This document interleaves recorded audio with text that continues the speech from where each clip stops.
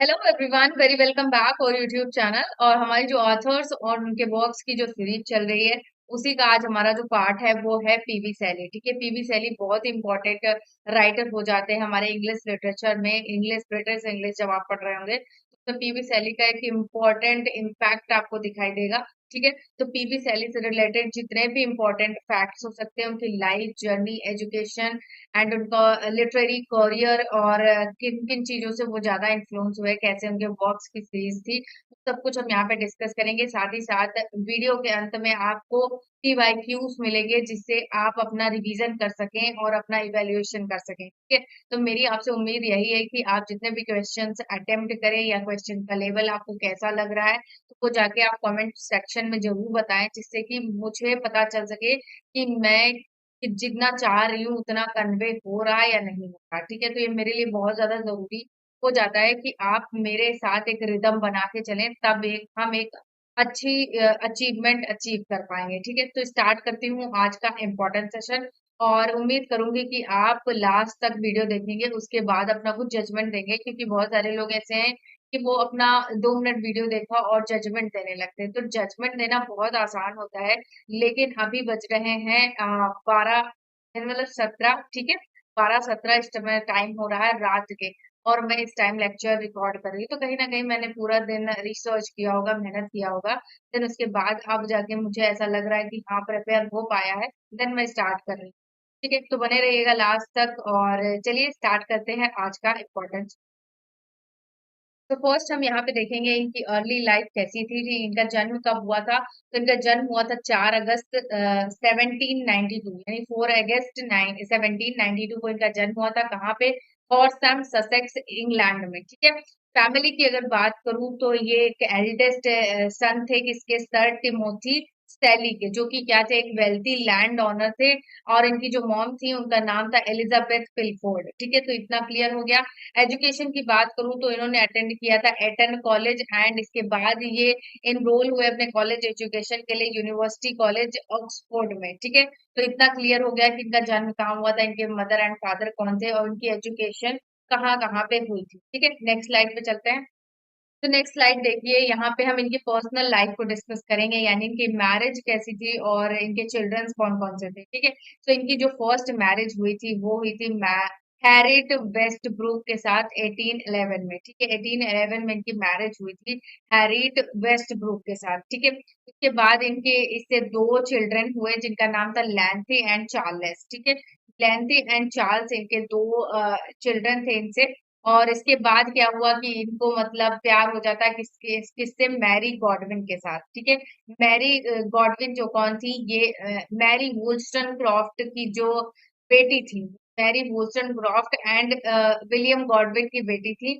ठीक है, तो इनके साथ ये भाग जाते हैं 1814 में। Shelley eloped with Mary Godwin, the daughter of philosopher William Godwin and feminist Mary Craft. और इसके बाद ये क्या करते हैं? 1814 में ये इसके साथ भाग जाते हैं मैरी गॉडविन के साथ। फिर आगे चल के ये क्या करते हैं? ये मैरिड कर लेते हैं किसमें? 1816 में, जब इनकी जो फर्स्ट वाइफ थी हैरिट हैरिट की जब डेथ हो जाती है, उसके बाद ये 1816 में इससे शादी कर लेते हैं। किससे? मैरी गॉडविन के साथ। ठीक है, अब इनके जो चिल्ड्रन मैरी गॉडविन के साथ इनके जो चिल्ड्रन थे वो थे सेवरल चिल्ड्रंस हुए, लेकिन उनमें से बहुत सारे सरवाइव नहीं कर पाए, सिर्फ एक सरवाइव कर पाई, पर्सी फ्लोरेंस सैली। ठीक है, सरवाइव टू अडल्टहुड, जो कि आगे चल के जिंदा रही।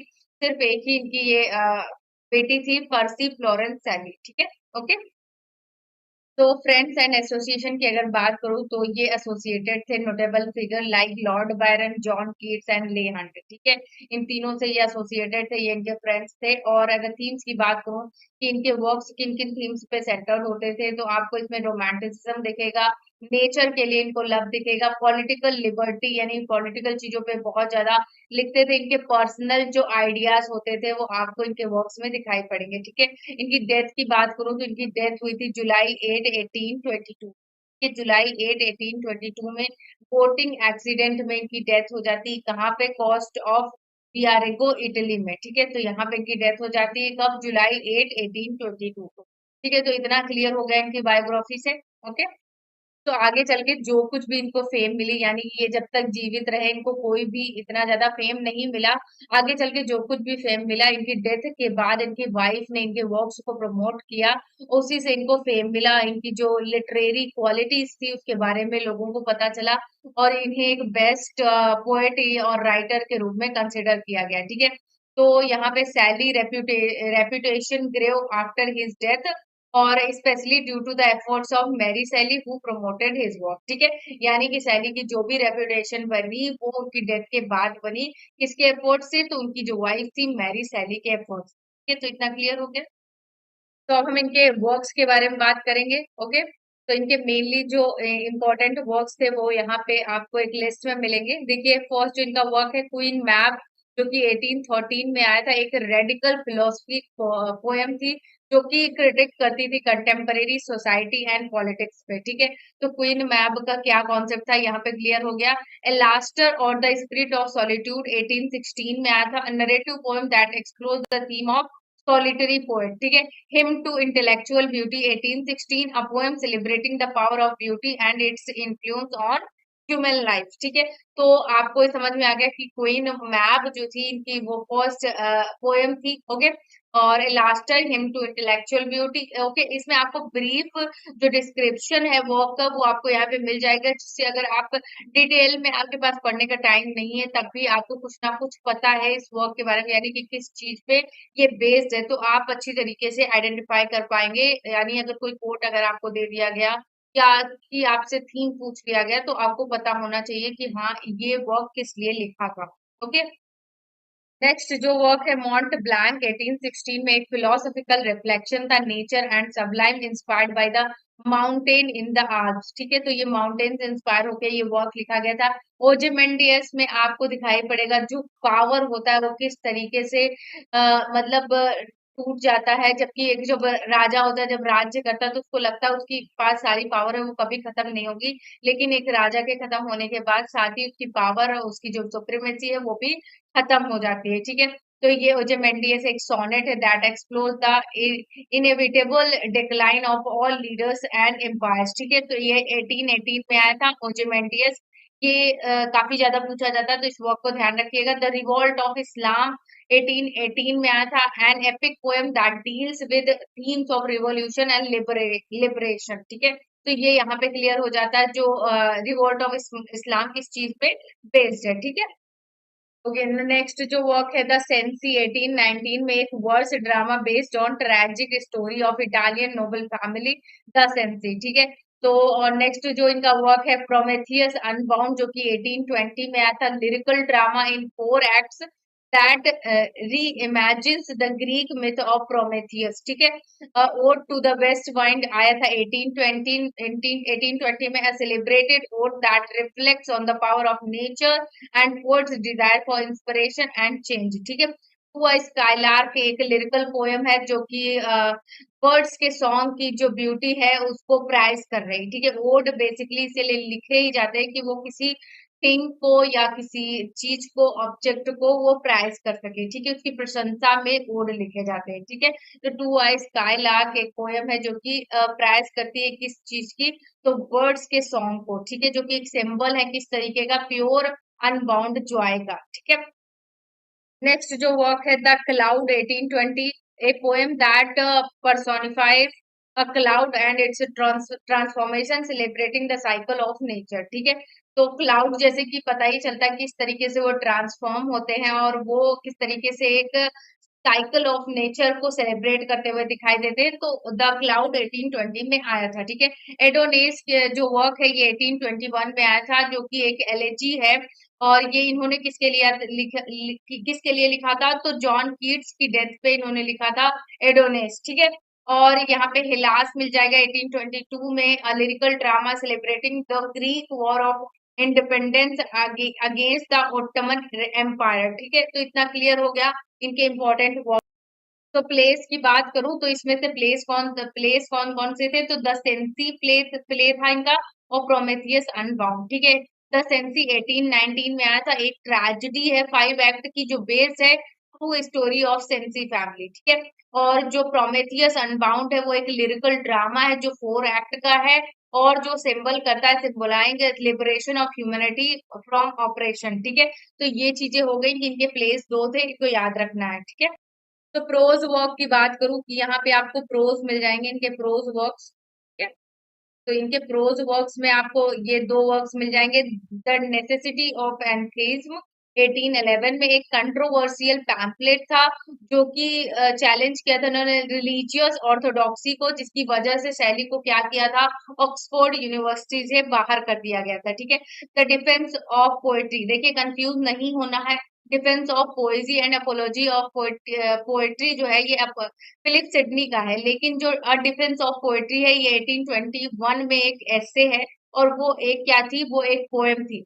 ये एक ऐसे है जिसमें एक अनफिनिश्ड ऐसे है, जिसमें इन्होंने आर्ग्यू किया है importance of poetry in society, countering the claims made by Thomas Love Peacock in the four ages of poetry. ठीक है, यानी कि थॉमस लव पिकॉक ने जो भी आर्ग्यूमेंट किए हैं, या फिर जो कुछ भी उन्होंने लिखा है the four ages of poetry, उसको इन्होंने काउंटर किया है किसमें, द डिफेंस ऑफ पोएट्री 1821 में एक अनफिनिश्ड ऐसे है। ठीक है, तो इतना क्लियर हो गया, कंफ्यूज बिल्कुल भी नहीं होगा।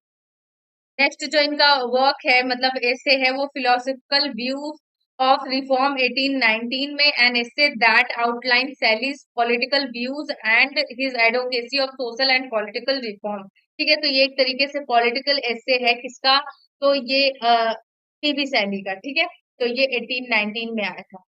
तो इनकी जब डेथ हो गई उसके बाद ही इनके मोस्ट ऑफ जो वर्क्स हैं वो इनकी वाइफ मैरी शैली ने पब्लिश करवाया था, जिसमें से देखिए posthumous poems of Percy Bysshe Shelley, ये 1824 में पब्लिश हुई थी, edited by Mary Shelley. This collection include previously unpublished poem. ठीक है, और फिर यहाँ पे the poetical works of Percy Bysshe Shelley 1839 में दो कलेक्शन इनके आए थे, another collection edited by Mary Shelley helping to establish his literary reputation. ठीक है, तो दो कलेक्शन इनको याद रखना है जो इनके डेथ के बाद आए थे 1824 एंड 1839 में। ठीक है, तो it's time to check your progress. यहाँ पे कुछ प्रीवियस ईयर क्वेश्चंस को रखे गए हैं, उनको अटेम्प्ट करिए और अपनी जो प्रोग्रेस है उसको जांचिए, उसको परखिए और ऑनेस्टली रिव्यू करिएगा जाके कमेंट सेक्शन में। और इन क्वेश्चंस के दौरान मैं जितने भी अदर क्वेश्चंस आपसे पूछूं उनको कमेंट सेक्शन में जाके जवाब जरूर दीजिएगा, क्योंकि वो आपकी नॉलेज को बेहतर करने के लिए जरूरी है। ठीक है, देखिए जो फर्स्ट क्वेश्चन है यहाँ पे, व्हेन वाज पर्सी बायसी शैली बॉर्न, तो आपके ऑप्शन है 1772, 1792 या 1812 या 1822। ठीक है, व्हेन वाज पर्सी बायसी शैली बॉर्न, यानी पर्सी बायसी शैली यानी पीबी शैली का जन्म कब हुआ था, 1772, 1792, 1812 या 1822। बताइएगा सही ऑप्शन क्या होगा, तो यहाँ पे 4 अगस्त, ठीक है, 1792 को इनका जन्म हुआ था, कहाँ पे, तो फील्ड प्लेस में। ठीक है, फील्ड प्लेस, यूनाइटेड किंगडम में। ओके, तो इतना क्लियर हो गया। नेक्स्ट क्वेश्चन पे चलते हैं।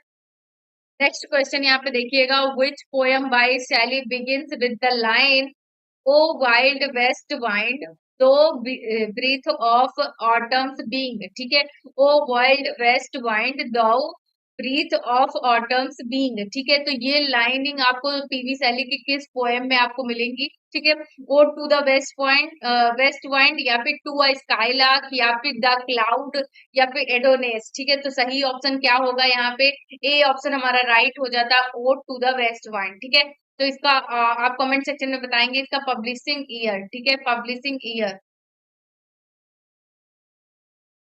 ठीक है, तो ये यहाँ पे आपका होमवर्क हो जाता है, ए ऑप्शन हमारा राइट है। नेक्स्ट क्वेश्चन यहाँ पे देखिएगा, which work by Shelley is a philosophical poem that critics contemporary society and politics. Same at is as it is, मैंने बताया है थ्योरी पार्ट में कि ये जो वर्क है ये क्रिटिक करता है किस पे, तो उस टाइम की जो सोसाइटी थी और पॉलिटिकल जो कंडीशंस थी उसको वो क्रिटिसाइज करता है। क्वीन मैब, या फिर एलास्टर, या फिर प्रोमेथियस अनबाउंड, या फिर द सेंसी। तो हमारा सही ऑप्शन क्या होगा यहाँ पे, एलास्टर नहीं है, प्रोमेथियस अनबाउंड नहीं है, द सेंसी नहीं है, हमारा जो सही ऑप्शन होगा वो हो जाएगा यहाँ पे ए क्वीन मैप। ठीक है, तो क्वीन मैप यहाँ पे राइट हो जाता है, ए ऑप्शन के साथ जाएंगे। ओके, नेक्स्ट क्वेश्चन यहाँ पे देखिएगा, हु वॉज सैलीज फर्स्ट वाइफ, यानी कि जो पीवी सैली थी उनके फर्स्ट वाइफ का नाम आपको बताना है। मैरी गॉडविन, हैरियट वेस्टब्रूक, या फिर जेन विलियम्स, या फिर क्लेयर माउंट। ठीक है, बताइए सही ऑप्शन क्या होगा यहाँ पे। तो मैरी जो गॉडविन है ये इनकी सेकंड वाइफ थी। ठीक है, सेकंड वाइफ थी। डॉटर ऑफ डॉटर ऑफ आपको बताना है इनके पेरेंट्स का नाम। ठीक है, तो क्वेश्चन यहीं से बन जाता है कि आपको बताना है कि मैरी गॉडविन जो है ना, इनके फादर और मदर का नाम आपको बताना है, क्योंकि बहुत ही फेमस फिगर है ये लिटरेचर के। तो यहाँ पे जो बी ऑप्शन है हैरियट वेस्ट ब्रूक, यहाँ पे राइट हो जाता है। ये पीवी सैली की फर्स्ट वाइफ थी। ठीक है, नेक्स्ट क्वेश्चन यहाँ पे देखिएगा, in which year did Shelley write Ozymandias. ठीक है, ओजिमेंडियस जो था ये इन्होंने कब लिखा था, ये पूछा जा रहा है। 1816 में, या फिर 1817 में, या 1818 में, या फिर 1820 में। तो हमारा सही ऑप्शन क्या होगा यहाँ पे, सी ऑप्शन राइट हो जाएगा। 1818 में इन्होंने लिखा था। ठीक है, नेक्स्ट क्वेश्चन यहाँ पे देखिएगा, which poem is the lyrical exploration of ideal love by Shelley. ठीक है, तो सही ऑप्शन क्या होगा, एपिक, साइडियन, या फिर to a skylark, the cloud, या हिम टू इंटेलेक्चुअल ब्यूटी। तो हमारा सही ऑप्शन क्या होगा, ए ऑप्शन हमारा राइट हो जाएगा। ओके, तो नेक्स्ट नेक्स्ट क्वेश्चन यहाँ पे देखिएगा, which work by Shelley is the verse drama. ठीक है, based on the tragic story of Italian noble family the Cenci. ठीक है, तो सही ऑप्शन आपको बताना है द सेंसी, प्रोमेथियस अनबाउंड, या फिर हिलास, या फिर क्वीन मैम। ठीक है, तो क्वीन मैम एक क्या है, इन्होंने क्रिटिक किया था कंटेम्परेरी सोसाइटी पे। ठीक है, कंटेम्परेरी सोसाइटी एंड जो वहां पे पॉलिटिकल कंडीशन थी उस पे इन्होंने क्रिटिसाइज किया था। तो हमारा जो सही ऑप्शन होगा वो ए ऑप्शन, यानी कि द सेंसी यहाँ पे राइट हो जाता है। नेक्स्ट क्वेश्चन यहाँ पे देखिएगा, what was the title of the controversial pamphlet that got Shelley expelled from Oxford. ठीक है, यानी कि उस कंट्रोवर्शियल जो पैम्पलेट था जिसकी वजह से ऑक्सफोर्ड से इनको निकाल दिया गया था, पीवी सैली को। तो बताइएगा उस पैम्पलेट का नाम क्या था। A defence of poetry. ठीक है, तो ये एक एस्से है। ठीक है, अनफिनिश्ड एस्से है। और the necessity of atheism, philosophical view of reform, the vindication of natural diet.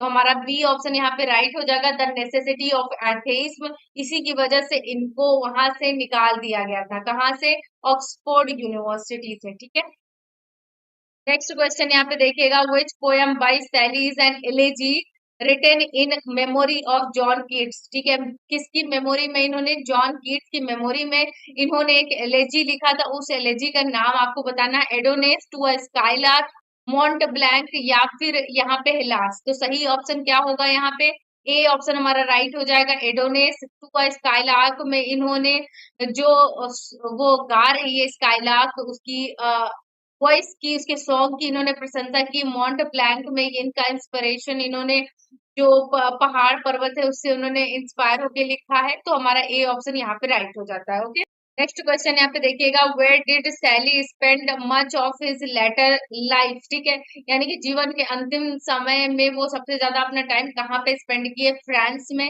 Italy में, जर्मनी में, या ग्रीस में। तो हमारा सही ऑप्शन क्या होगा, बी में, इटली में। ठीक है, इटली में ही इनकी क्या हो जाती है, डेथ हो जाती है। ओके, तो बी ऑप्शन हमारा राइट हो जाता है।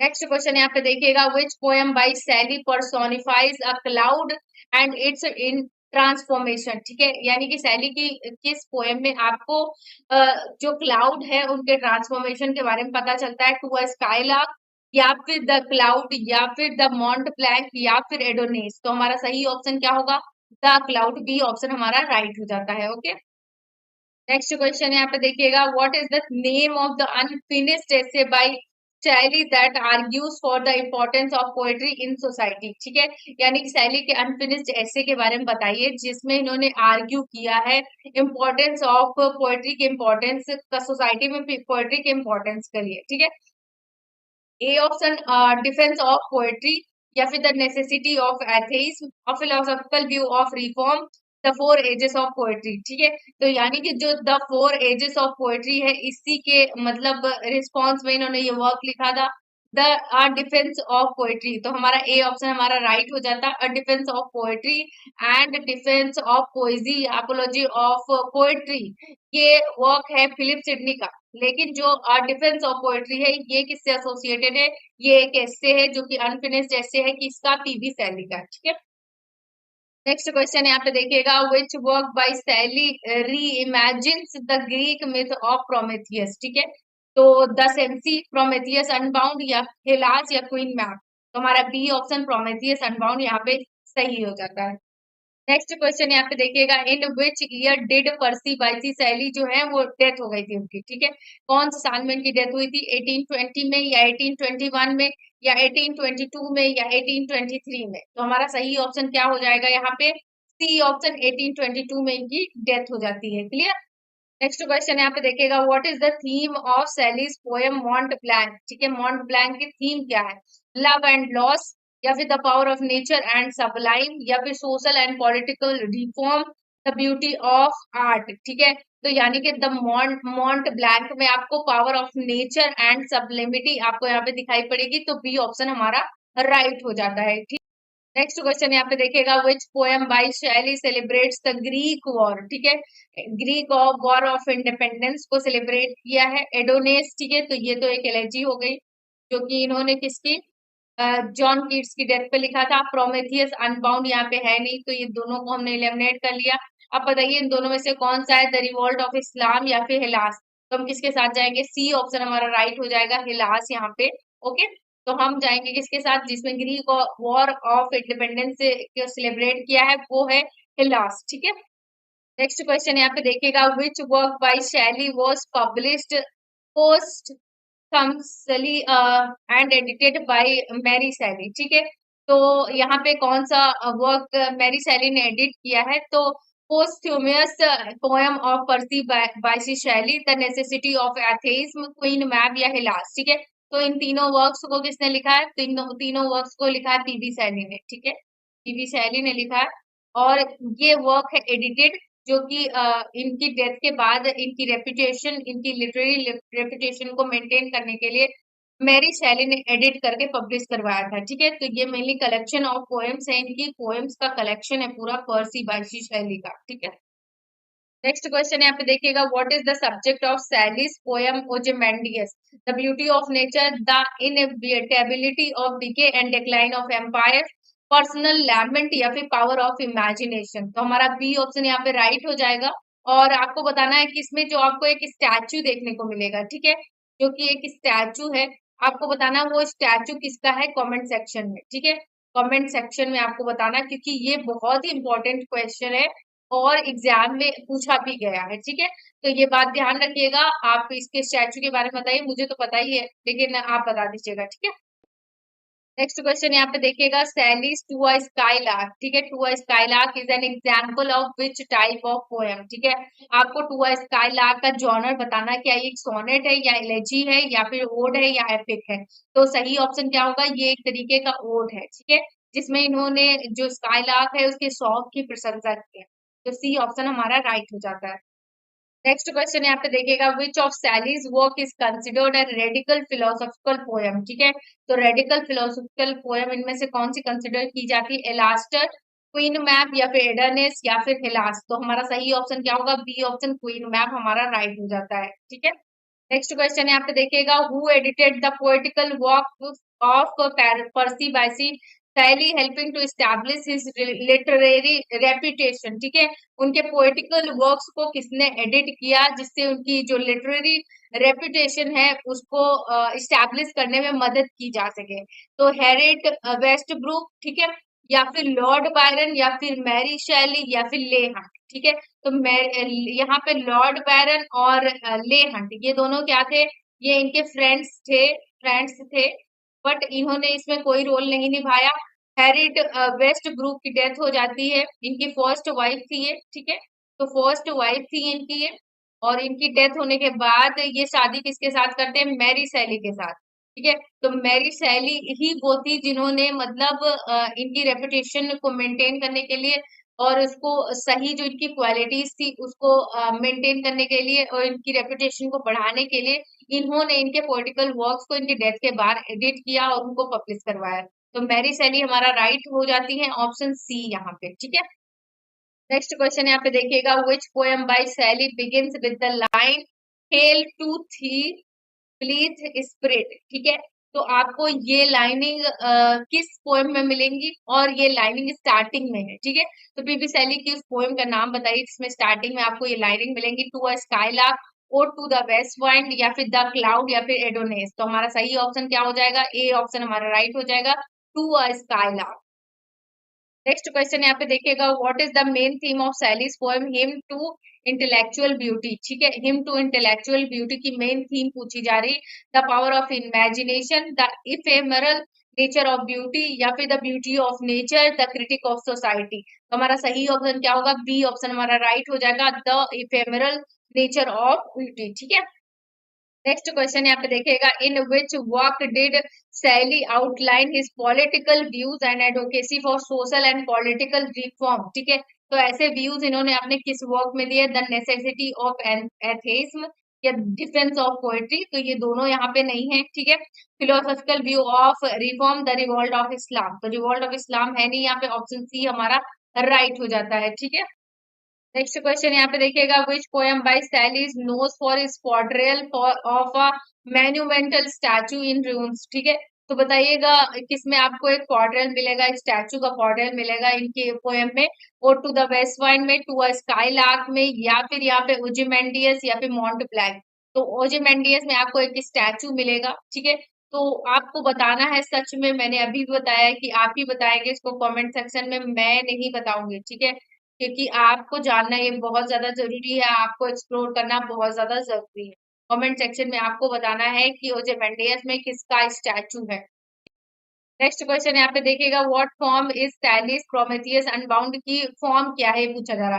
क्या ये एक एपिक पोएम है, या लिरिकल ड्रामा, या सोनेट सीक्वेंस है, या फिलोसॉफिकल एसे है, ठीक है। तो फिलोसॉफिकल एसे है नहीं, सोनेट सीक्वेंस है नहीं, एपिक पोएम है नहीं, बचा कौन सा option, B option, lyrical drama है। प्रोमेथियस अनबाउंड क्या है, एक लिरिकल ड्रामा है, ठीक है। नेक्स्ट क्वेश्चन यहाँ पे देखिएगा, who was Shelley second wife, ठीक है। सैली की सेकंड वाइफ कौन थी, क्लेयर माउंट, या फिर हैरिट वेस्टब्रुक, या फिर जेन विलियम्स, या फिर मैरी गॉडविन।